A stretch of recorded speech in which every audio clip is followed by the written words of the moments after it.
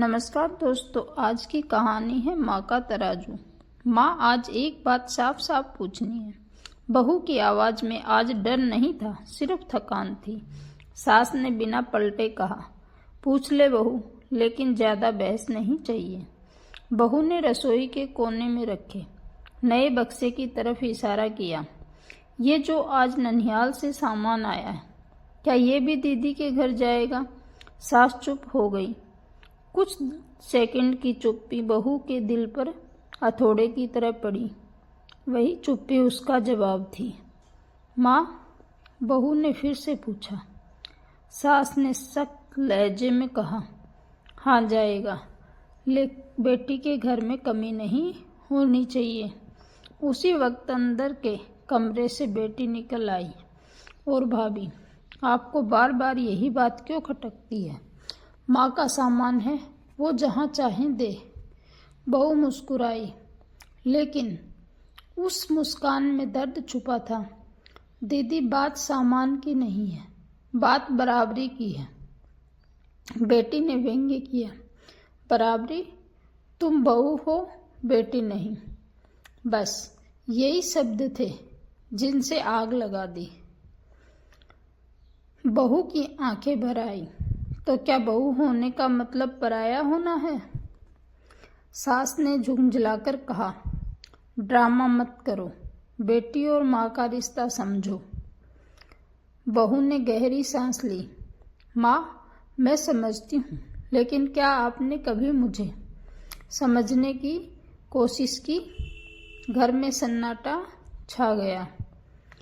इस घर में यह कोई नहीं बात नहीं थी। जब भी मायके से कुछ आता, साड़ी, पैसे, गहने या मिठाई, सब चुपचाप बेटी के घर पहुंच जाता। शुरुआत में बहू ने कुछ नहीं कहा। उसने सोचा माँ है, बेटी से ज्यादा लगाव होगा ही। लेकिन समय के साथ वो लगाव तौल में बदल गया। एक पलड़ा बेटी का, दूसरा खाली। बेटा कई बार देखता, समझता, मगर माँ के सामने बोलने की हिम्मत नहीं जुटा पाता। आज का विस्फोट। बहू ने आंसू पोंछते हुए कहा, माँ, मैं झगड़ा नहीं चाहती, पर हर बार चुप रहना भी गुनाह नहीं जाता है, गुनाह बन जाता है।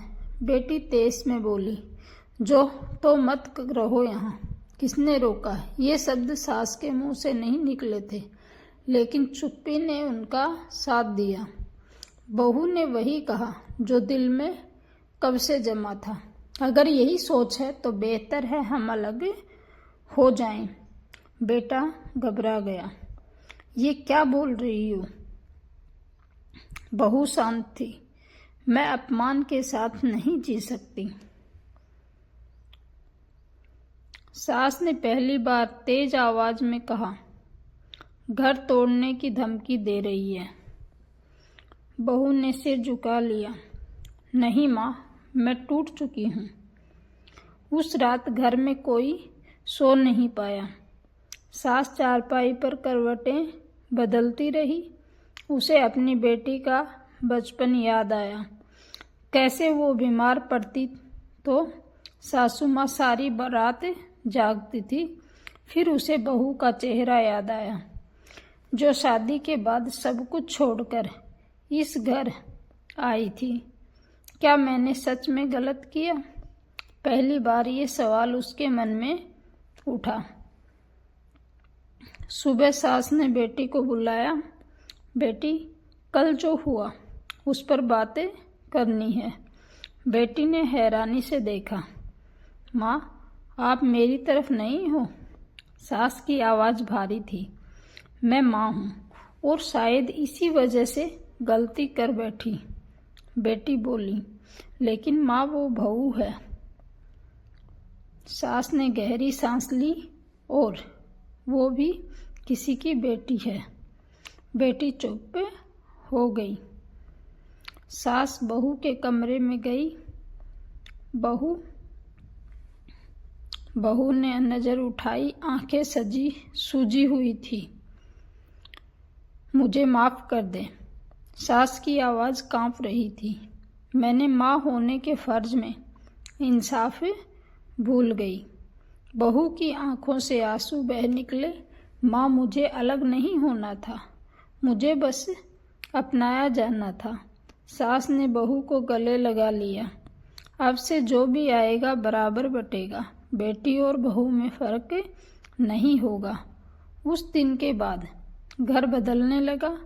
जब अगली बार मायके से सामान आया तो सास ने सबके सामने कहा, ये घर का है, किसी एक का नहीं।